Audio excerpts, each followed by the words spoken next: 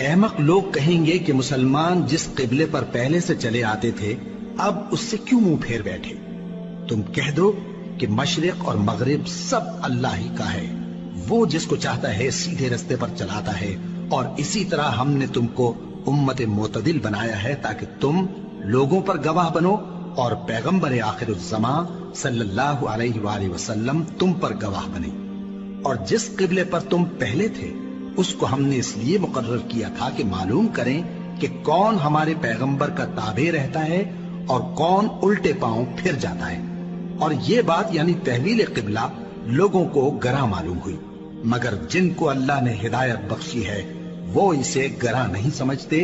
और अल्लाह ऐसा नहीं कि तुम्हारे ईमान को यूं ही जाया कर दे।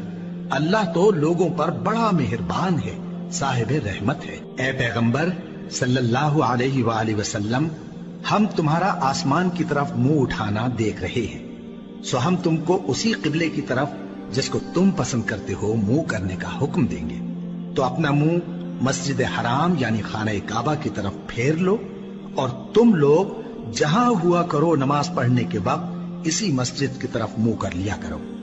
और जिन लोगों को किताब दी गई है वो खूब जानते हैं कि ये नया किबला उनके परवरदिगार की तरफ से हक है, और जो काम ये लोग करते हैं अल्लाह उनसे बेखबर नहीं। और अगर तुम इन अहले किताब के पास तमाम निशानियां भी लेकर आओ तो भी ये तुम्हारे किबले की पैरवी न करें, और तुम भी इनके किबले की पैरवी करने वाले नहीं हो, और इनमें से भी बाज के किबले के पैरव नहीं। और अगर तुम बावजूद इसके कि तुम्हारे पास इल्म यानी अल्लाह का हुक्म आ चुका है इनकी ख्वाहिशों के पीछे चलोगे तो जालिमों में हो जाओगे। जिन लोगों को हमने किताब दी है वो इन पैगंबर आखिरुज़्ज़मा सल्लल्लाहु अलैहि वसल्लम को इस तरह पहचानते हैं जिस तरह अपने बेटों को पहचाना करते हैं, मगर एक फरीक इनमें से सच्ची बात को जानबूझकर छुपा रहा है। ऐ पैगंबर सल्लल्लाहु अलैहि वसल्लम, ये नया किबला तुम्हारे परवरदिगार की तरफ से हक है, तो तुम हरगिज शक करने वालों में न होना। और हर एक शख्स के लिए एक समत मुकर्रर है जिधर वो इबादत के वक्त मुंह किया करता है। तो तुम नेकियों में सबकत हासिल करो। तुम जहां होगे अल्लाह तुम सबको जमा करेगा, बेशक अल्लाह हर चीज पर कादिर है। और तुम जहां से निकलो नमाज में अपना मुंह मस्जिद हराम की तरफ कर लिया करो, बेशुबा ये तुम्हारे परवरदिगार की तरफ से हक है, और तुम लोग जो कुछ करते हो अल्लाह उससे बेखबर नहीं। और तुम जहां से निकलो मस्जिद हराम की तरफ मुंह करके नमाज पढ़ा करो। और मुसलमानों, तुम जहां हुआ करो इसी मस्जिद की तरफ रुख किया करो। ये ताकीद इसलिए की गई है कि लोग तुमको किसी तरह का इल्जाम न दे सके, मगर उनमें से जो जालिम हैं वो इल्जाम दें तो दें। सो उनसे मत डरना और मुझी से डरते रहना। और ये भी मकसूद है कि मैं तुमको अपनी तमाम नेमतें बख्शूं, और ये भी कि तुम राह रास्त पर चलो। जिस तरह मिन जुमला और नेमतों के हमने तुम्ही में से एक रसूल भेजे हैं जो तुमको हमारी आयतें पढ़ पढ़ कर सुनाते और तुम्हें पाक बनाते और किताब यानी कुरान और दानाई सिखाते हैं और ऐसी बातें बताते हैं जो तुम पहले नहीं जानते थे। सो तुम मुझे याद किया करो, मैं तुम्हें याद किया करूंगा, और मेरा एहसान मानते रहना और मेरी नाशुक्री न करना। ऐ ईमान वालो, सब्र और नमाज से मदद लिया करो, बेशक अल्लाह सब्र करने वालों के साथ है। और जो लोग अल्लाह की राह में मारे जाएं उनकी निस्बत ये न कहना कि वो मरे हुए हैं, वो मुर्दा नहीं बल्कि जिंदा हैं, लेकिन तुमको शऊर नहीं। और हम किसी कदर खौफ और भूख और माल और जानों और मेवों के नुकसान से तुम्हारी आजमाइश करेंगे। और सब्र करने वालों को बिशारत सुना दो कि उन लोगों पर जब कोई मुसीबत वाक़ होती है तो कहते हैं कि हम अल्लाह ही का माल हैं और उसी की तरफ लौट कर जाने वाले हैं। यही लोग हैं जिन पर इनके परवरदिगार की इनायतें हैं और खुसूसी रहमत भी है, और यही सीधे रास्ते पर है। बेशक कोहे सफा और मरवा अल्लाह की निशानियों में से हैं। तो जो शख्स खाने काबा का हज या उम्रा करे उस पर कुछ गुना नहीं कि दोनों के दरमियान चक्कर लगाए, बल्कि ये एक नेक काम है। और जो कोई नेक काम करे तो अल्लाह कदरदान है, दाना है। जो लोग हमारे हुक्मों और हिदायतों को जो हमने नाजिल की हैं किसी गरज फासिद से छुपाते हैं, बावजूद कि हमने उनको लोगों के समझाने के लिए اپنی کتاب میں کھول کھول کر بیان کر دیا ہے۔ ایسوں پر اللہ اور تمام لعنت کرنے والے لعنت کرتے ہیں۔ ہاں، جو توبہ کرتے ہیں اور اپنی حالت درست کر لیتے ہیں اور احکام الہی کو صاف صاف بیان کر دیتے ہیں تو میں ان کے قصور معاف کر دیتا ہوں، اور میں بڑا معاف کرنے والا، بڑا مہربان ہوں۔ جو لوگ کافر ہوئے اور کافر ہی مرے، ایسوں پر اللہ کی اور فرشتوں کی اور انسانوں کی سب کی لعنت، وہ ہمیشہ اسی لعنت میں گرفتار رہیں گے۔ ان سے نہ تو عذاب ہلکا ہی کیا جائے گا اور نہ انہیں کچھ مہلت ملے گی۔ اور لوگوں، تمہارا معبود ایک ہی معبود ہے، اس بڑے مہربان اور رحم والے کے سوا کوئی عبادت کے لائق نہیں۔ بے شک آسمانوں اور زمین کے پیدا کرنے میں اور رات اور دن کے ایک دوسرے کے پیچھے آنے جانے میں اور کشتیوں اور جہازوں میں جو سمندر میں لوگوں کے فائدے کے لیے رواں ہیں، اور میں جس کو اللہ آسمان سے برساتا اور اس سے زمین کو اس کے مردہ ہو جانے کے بعد زندہ یعنی خشک ہو جانے کے بعد سرسبز کر دیتا ہے، اور زمین پر ہر قسم کے جانور پھیلانے میں اور ہواؤں کے چلانے میں اور بادلوں میں جو آسمان اور زمین کے درمیان گھرے رہتے ہیں، عقل مندوں کے لیے اللہ کی قدرت کی نشانیاں ہیں۔ اور بعض لوگ ایسے ہیں جو غیر اللہ کو اللہ کا شریک بناتے اور ان سے اللہ کی سی محبت کرتے ہیں، لیکن جو ایمان والے ہیں وہ تو اللہ ہی کے سب سے زیادہ دوست دار ہیں۔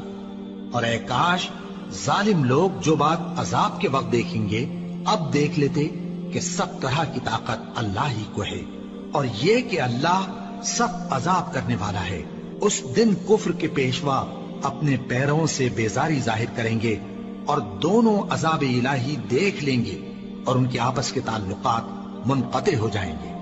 یہ حال دیکھ کر پیروی کرنے والے حسرت سے کہیں گے کہ اے کاش ہمیں پھر دنیا میں جانا نصیب ہو، تاکہ جس طرح یہ ہم سے بیزار ہو رہے ہیں اسی طرح ہم بھی ان سے بیزار ہوں۔ اس طرح اللہ ان کے اعمال حسرت بنا کر دکھائے گا اور وہ دوزخ سے نکل نہیں سکیں گے۔ لوگوں، جو چیزیں زمین میں حلال طیب ہیں وہ کھاؤ، اور شیطان کے قدموں پر نہ چلو، وہ تمہارا کھلا دشمن ہے۔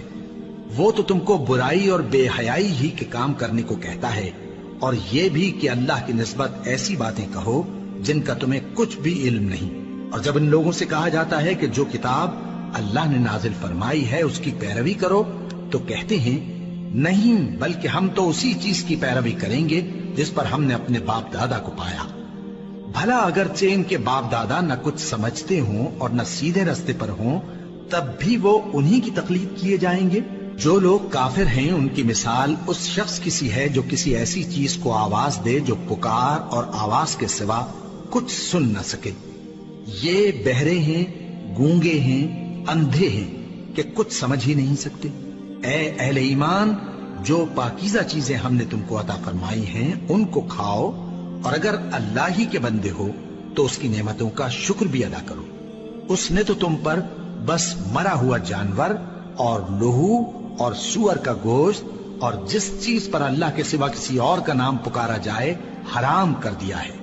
ہاں، جو مجبور ہو جائے، بشرطے کہ اللہ کی نافرمانی نہ کرے اور حد ضرورت سے باہر نہ نکل جائے، اس پر کچھ گناہ نہیں۔ بے شک اللہ بخشنے والا ہے، رحم کرنے والا ہے۔ جو لوگ اللہ کی کتاب سے ان آیتوں اور ہدایتوں کو جو اس نے نازل فرمائی ہیں چھپاتے اور ان کے بدلے تھوڑی سی قیمت یعنی دنیاوی منفعت حاصل کرتے ہیں، وہ اپنے پیٹوں میں محض آگ بھرتے ہیں۔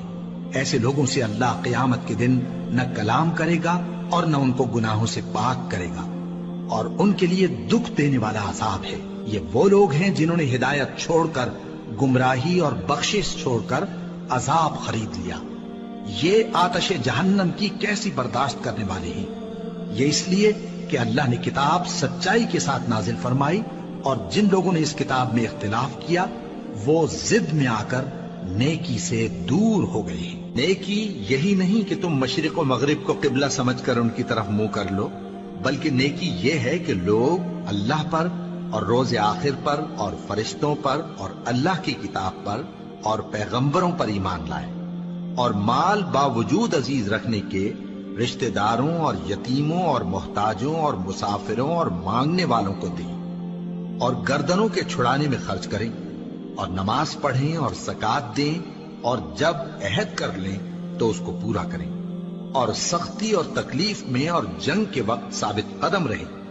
یہی لوگ ہیں جو ایمان میں سچے ہیں، اور یہی ہیں جو اللہ سے ڈرنے والے ہیں۔ مومنوں، تم کو مقتولوں کے بارے میں قصاص یعنی خون کے بدلے خون کا حکم دیا جاتا ہے، اس طرح پر کہ آزاد کے بدلے آزاد مارا جائے، اور غلام کے بدلے غلام، اور عورت کے بدلے عورت۔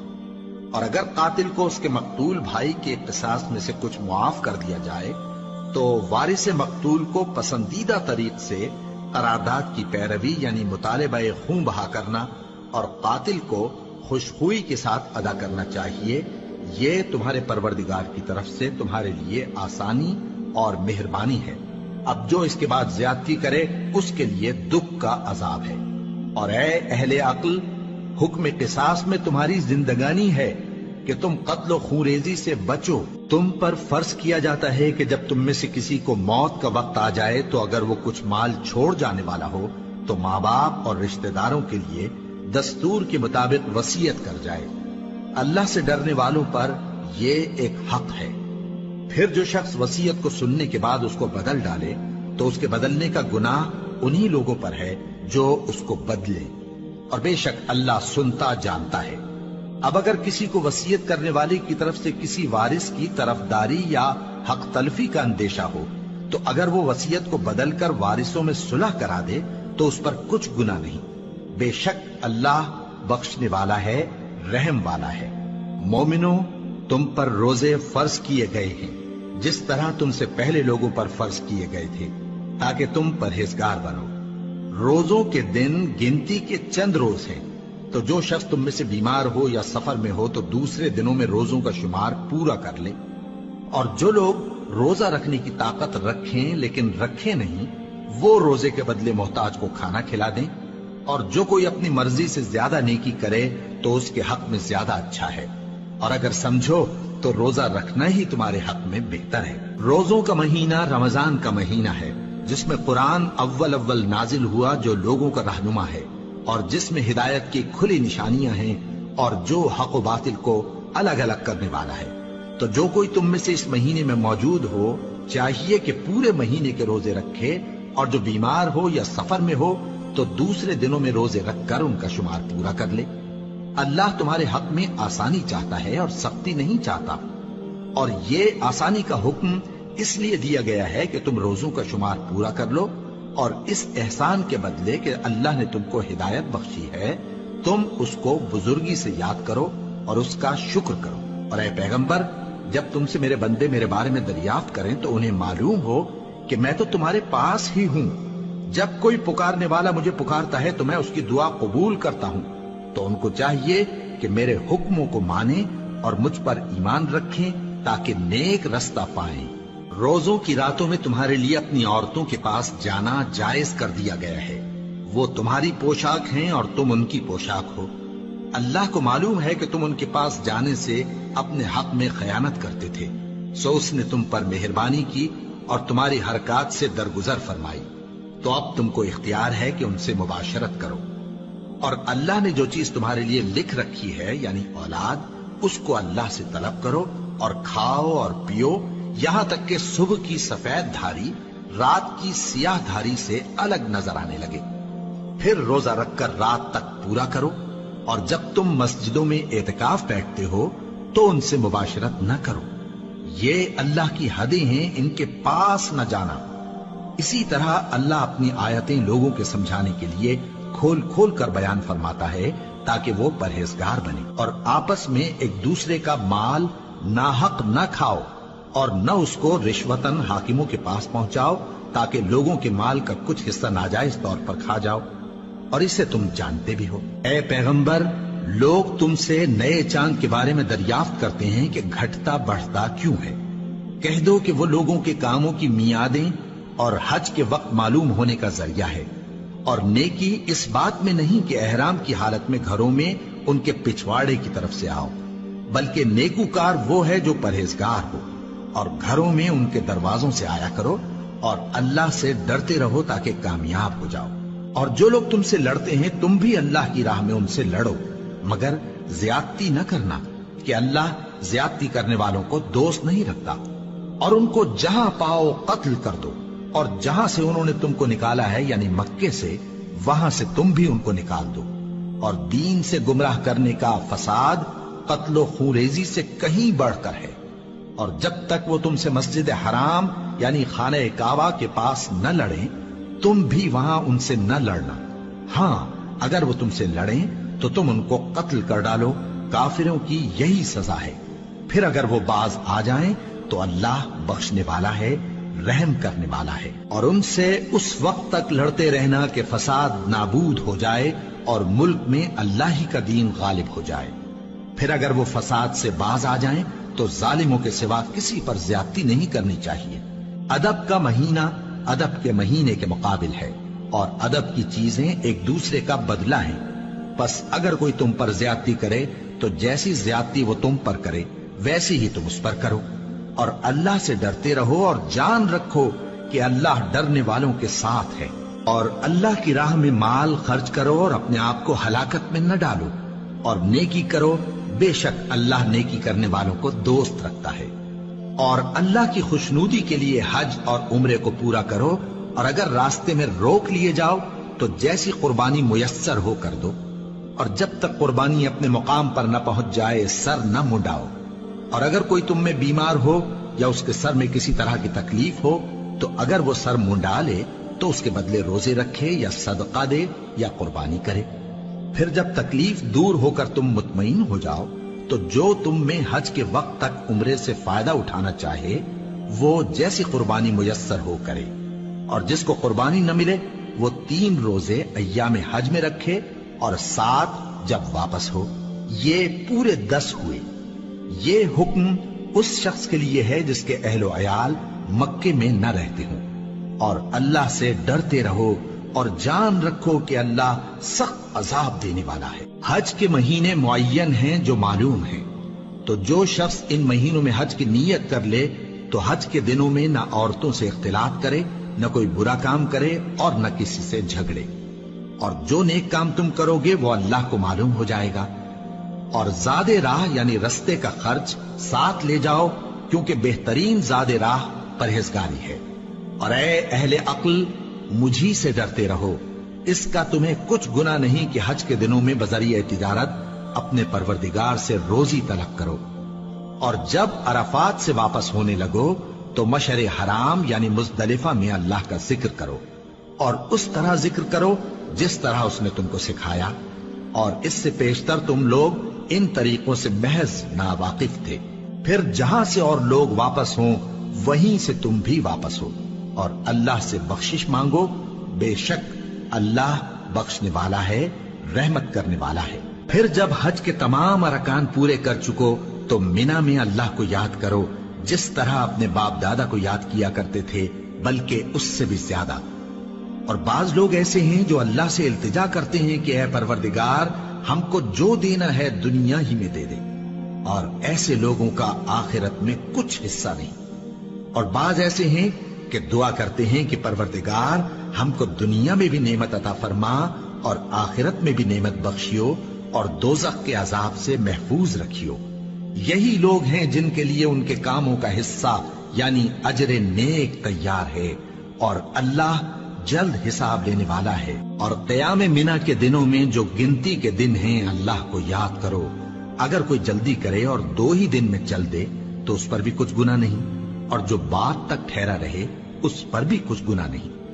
یہ باتیں اس شخص کے لیے ہیں جو اللہ سے ڈرے، اور تم لوگ اللہ سے ڈرتے رہو اور جان رکھو کہ تم سب اس کے پاس جمع کیے جاؤ گے۔ اور کوئی شخص تو ایسا ہے جس کی گفتگو دنیا کی زندگی میں تم کو دلکش معلوم ہوتی ہے، اور وہ اپنے معافی ضمیر پر یعنی اس بات پر جو اس کے دل میں ہے اللہ کو گواہ بناتا ہے، حالانکہ وہ سخت جھگڑالو ہے۔ اور جب پیٹ پھیر کر چلا جاتا ہے تو زمین میں دوڑتا پھرتا ہے تاکہ اس میں فتنہ انگیزی کرے اور کھیتی کو برباد اور انسانوں اور حیوانوں کی نسل کو نابود کر دے، اور اللہ فتنہ انگیزی کو پسند نہیں کرتا۔ اور جب اس سے کہا جاتا ہے کہ اللہ سے خوف کر تو غرور اس کو گناہ میں پھنسا دیتا ہے، سو اس کو جہنم کافی ہے اور وہ بہت برا ٹھکانہ ہے۔ اور کوئی شخص ایسا ہے کہ اللہ کی خوشنودی حاصل کرنے کے لیے اپنی جان بیچ ڈالتا ہے، اور اللہ بندوں پر بہت مہربان ہے۔ مومنو، اسلام میں پورے پورے داخل ہو جاؤ اور شیطان کے پیچھے نہ چلو، وہ تو تمہارا کھلا دشمن ہے۔ پھر اگر تم احکام روشن پہنچ جانے کے بعد لڑکھڑا جاؤ تو جان رکھو کہ اللہ غالب ہے، حکمت والا ہے۔ کیا یہ لوگ اسی بات کے منتظر ہیں کہ ان پر اللہ کا عذاب بادل کے سائبانوں میں نازل ہو اور فرشتے بھی اتر آئیں اور کام تمام کر دیا جائے؟ اور سب کاموں کا رجوع اللہ ہی کی طرف ہے۔ اے پیغمبر، بنی اسرائیل سے پوچھو کہ ہم نے ان کو کتنی کھلی نشانیاں دی، اور جو شخص اللہ کی نعمت کو اپنے پاس آنے کے بعد بدل دے تو اللہ سخت عذاب کرنے والا ہے۔ اور جو کافر ہیں ان کے لیے دنیا کی زندگی خوشنما کر دی گئی ہے، اور وہ مومنوں سے تمسخر کرتی ہیں، لیکن جو پرہیزگار ہیں وہ قیامت کے دن ان سے اوپر ہوں گے۔ اور اللہ جس کو چاہتا ہے بے حساب رزق دیتا ہے۔ پہلے تو سب لوگوں کا ایک ہی مذہب تھا، لیکن وہ آپس میں اختلاف کرنے لگے تو اللہ نے ان کی طرف بشارت دینے والے اور ڈر سنانے والے پیغمبر بھیجے، اور ان پر سچائی کے ساتھ کتابیں نازل کی تاکہ جن امور میں لوگ اختلاف کرتے تھے ان کا ان میں فیصلہ کر دے۔ اور اس میں اختلاف بھی انہی لوگوں نے کیا جن کو کتاب دی گئی تھی، باوجود کہ ان کے پاس کھلے ہوئے احکام آ چکے تھے، اور یہ اختلاف انہوں نے صرف آپس کی ضد سے کیا۔ تو جس امر حق میں وہ اختلاف کرتے تھے اللہ نے اپنی مہربانی سے مومنوں کو اس کی راہ دکھا دی، اور اللہ جس کو چاہتا ہے سیدھا رستہ دکھا دیتا ہے۔ کیا تم یہ خیال کرتے ہو کہ یوں ہی بہشت میں داخل ہو جاؤ گے، اور ابھی تم کو پہلے لوگوں کی سی مشکلیں تو پیش آئی ہی نہیں؟ ان کو بڑی بڑی سختیاں اور تکلیفیں پہنچیں، اور وہ صعوبتوں میں ہلا ہلا دیے گئے، یہاں تک کہ پیغمبر اور مومن لوگ جو ان کے ساتھ تھے سب پکار اٹھے کہ کب اللہ کی مدد آئے گی۔ دیکھو اللہ کی مدد ان قریب آیا چاہتی ہے۔ اے نبی، لوگ تم سے پوچھتے ہیں کہ اللہ کی راہ میں کس طرح کا مال خرچ کریں۔ کہہ دو کہ جو چاہو خرچ کرو، لیکن جو مال خرچ کرنا چاہو وہ درجہ بدرجہ اہل استحقاق یعنی ماں باپ کو اور قریب کے رشتہ داروں کو اور یتیموں کو اور محتاجوں کو اور مسافروں کو سب کو دو، اور جو بھلائی تم کرو گے اللہ اس کو جانتا ہے۔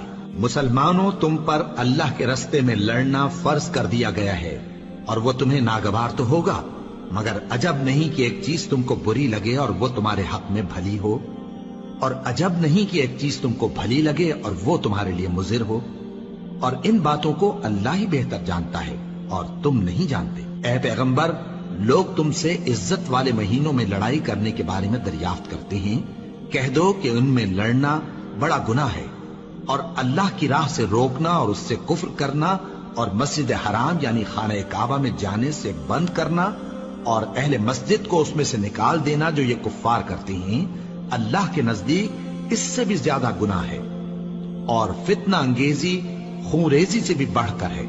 اور یہ لوگ ہمیشہ تم سے لڑتے رہیں گے، یہاں تک کہ اگر مقدور رکھیں تو تم کو تمہارے دین سے پھیر دیں، اور جو کوئی تم میں سے اپنے دین سے پھر کر کافر ہو جائے گا اور کافر ہی مرے گا تو ایسے لوگوں کے اعمال دنیا اور آخرت دونوں میں برباد ہو جائیں گے، اور یہی لوگ دوزخ میں جانے والے ہیں جس میں ہمیشہ رہیں گے۔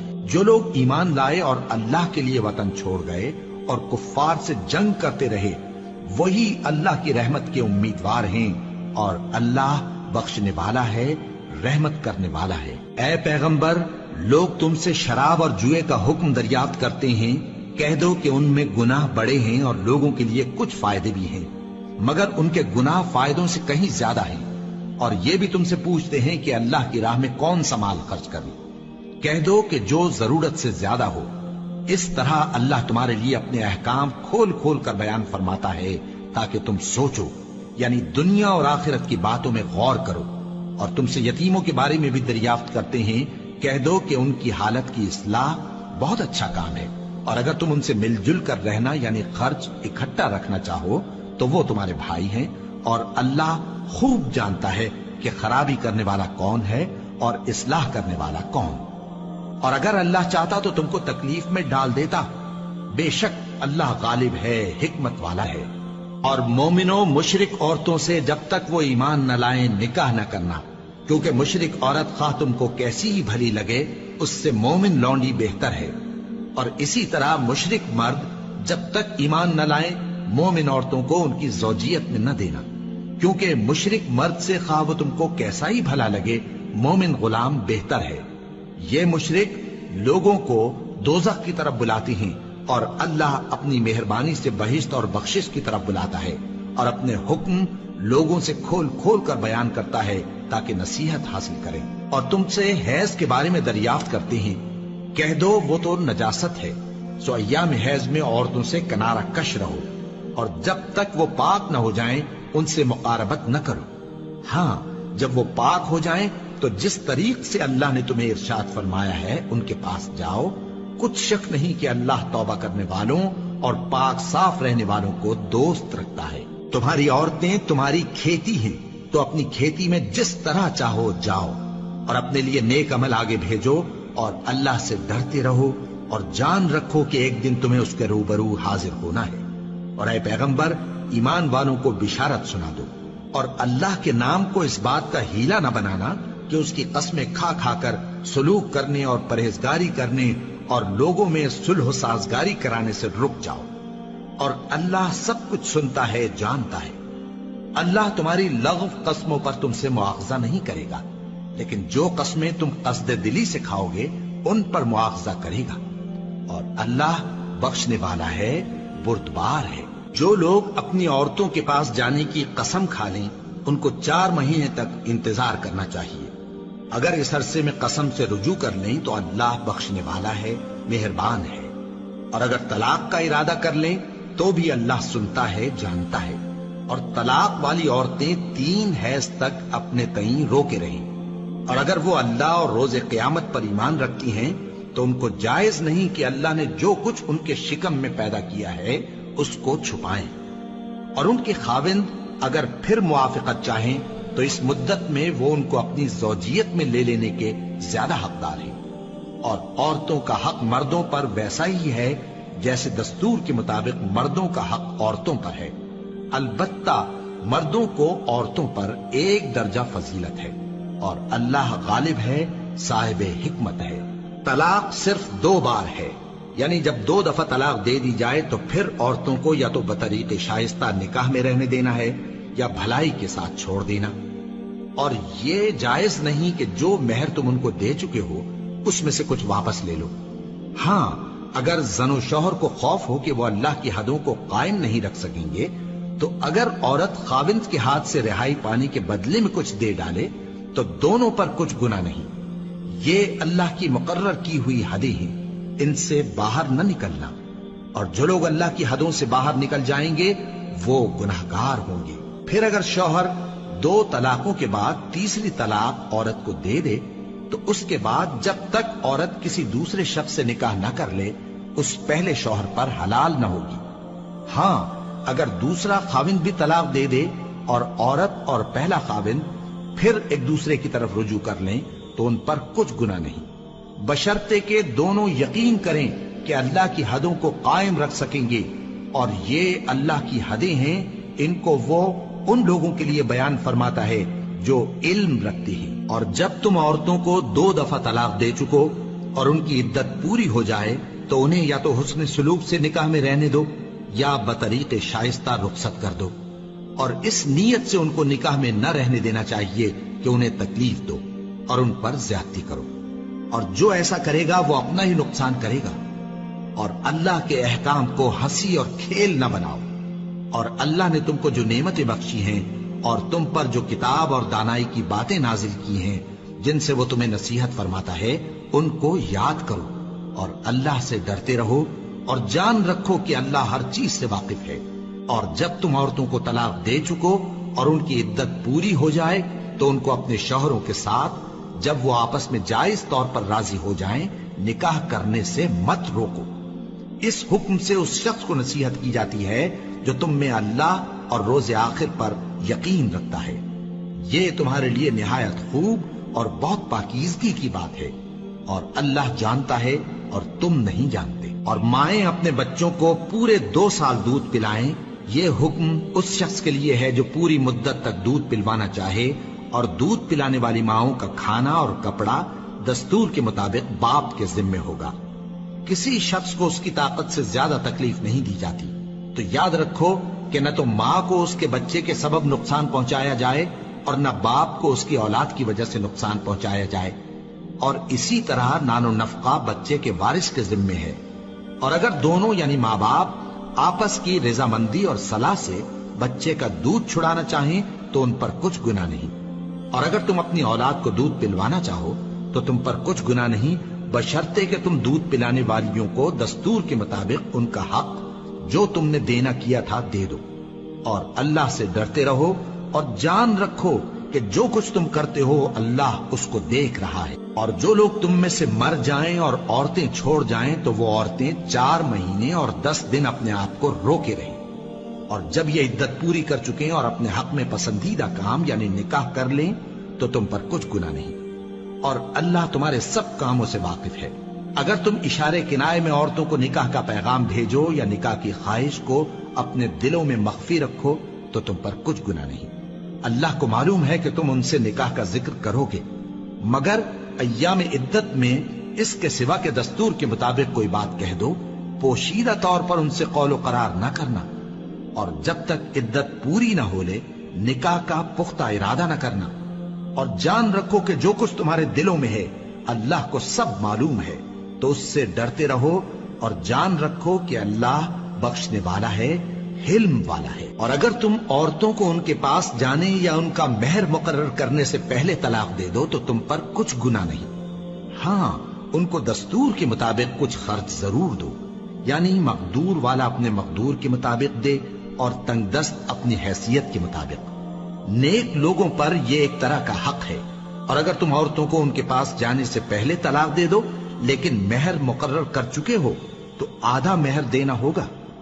ہاں اگر عورتیں مہر بخش دیں یا مرد جن کے ہاتھ میں عقد نکاح ہے اپنا حق چھوڑ دیں اور پورا مہر دے دیں تو ان کو اختیار ہے، اور اگر تم مرد لوگ ہی اپنا حق چھوڑ دو تو یہ پرہیزگاری کی بات ہے، اور آپس میں بھلائی کرنے کو فراموش نہ کرنا۔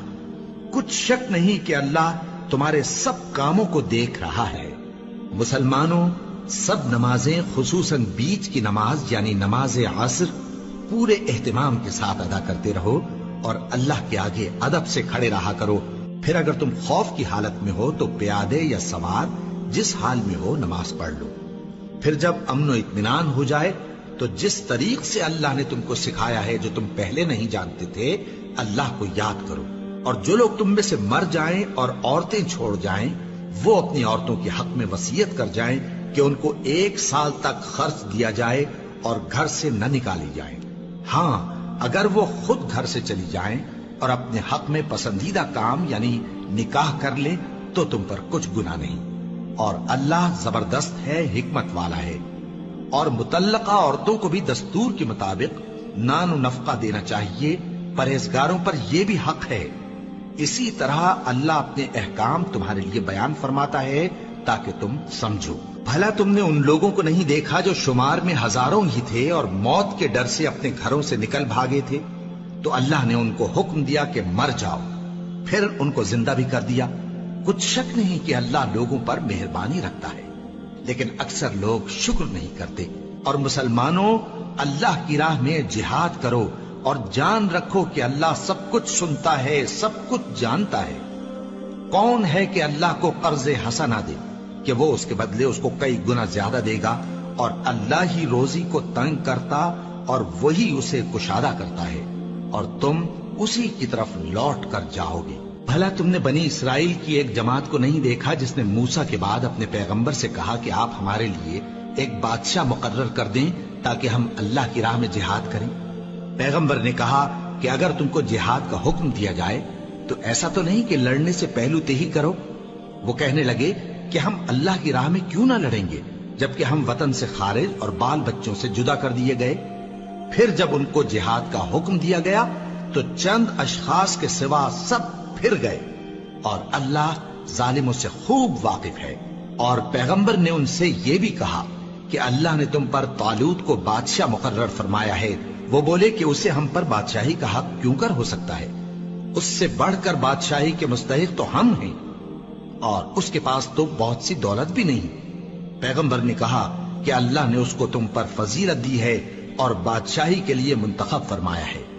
اس نے اسے علم بھی بہت سا بخشا ہے اور تن و توش بھی بڑا عطا کیا ہے، اور اللہ کو اختیار ہے جسے چاہے بادشاہی بخشے، وہ بڑا کشائش والا ہے، دانا ہے۔ اور پیغمبر نے ان سے کہا کہ ان کی یعنی طالوت کی بادشاہی کی نشانی یہ ہے کہ تمہارے پاس وہ صندوق آئے گا جس کو فرشتے اٹھائے ہوئے ہوں گے، اس میں تمہارے پروردگار کی طرف سے تسلی بخشنے والی چیز ہوگی اور کچھ اور چیزیں بھی ہوں گی جو موسیٰ اور ہارون چھوڑ گئے تھے۔ اگر تم ایمان رکھتے ہو تو یہ تمہارے لیے ایک بڑی نشانی ہے۔ غرض جب طالوت فوجیں لے کر روانہ ہوا تو اس نے ان سے کہا کہ اللہ ایک نہر سے تمہاری آزمائش کرنے والا ہے، جو شخص اس میں سے پانی پی لے گا اس کی نسبت تصور کیا جائے گا کہ وہ میرا نہیں، اور جو نہ پیے گا وہ سمجھا جائے گا کہ میرا ہے۔ ہاں اگر کوئی ہاتھ سے چلو بھر پانی لے لے تو خیر۔ جب وہ لوگ نہر پر پہنچے تو چند آدمیوں کے سوا سب نے پانی پی لیا۔ پھر جب طالوت اور مومن لوگ جو اس کے ساتھ تھے نہر کے پار ہو گئے تو کہنے لگے کہ آج ہم میں جالوت اور اس کے لشکر سے مقابلہ کرنے کی طاقت نہیں۔ جو لوگ یقین رکھتے تھے کہ ان کو اللہ کے روبرو حاضر ہونا ہے، وہ کہنے لگے کہ بسا اوقات تھوڑی سی جماعت نے اللہ کے حکم سے بڑی جماعت پر فتح حاصل کی ہے، اور اللہ ثابت قدم رہنے والوں کے ساتھ ہے۔ اور جب وہ لوگ جالوت اور اس کے لشکر کے مقابل میں آئے تو اللہ سے دعا کی کہ اے پروردگار، ہم پر صبر کے دہانے کھول دے اور ہمیں لڑائی میں ثابت قدم رکھ اور لشکر کفار پر فتح یاب کر۔ تو طالوت کی فوج نے اللہ کے حکم سے ان کو شکست دے دی، اور داؤد نے جالوت کو قتل کر ڈالا، اور اللہ نے ان کو بادشاہی اور دانائی بخشی اور جو کچھ چاہا سکھایا۔ اور اگر اللہ لوگوں کو ایک دوسرے پر چڑھائی اور حملہ کرنے سے نہ ہٹاتا رہتا تو کرۂ ارض تباہ ہو جاتا، لیکن اللہ اہل عالم پر بڑا مہربان ہے۔ یہ اللہ کی آیتیں ہیں جو ہم تم کو سچائی کے ساتھ پڑھ کر سناتے ہیں، اور اے محمد صلی اللہ علیہ وآلہ وسلم، تم بلا شبہ پیغمبروں میں سے ہو۔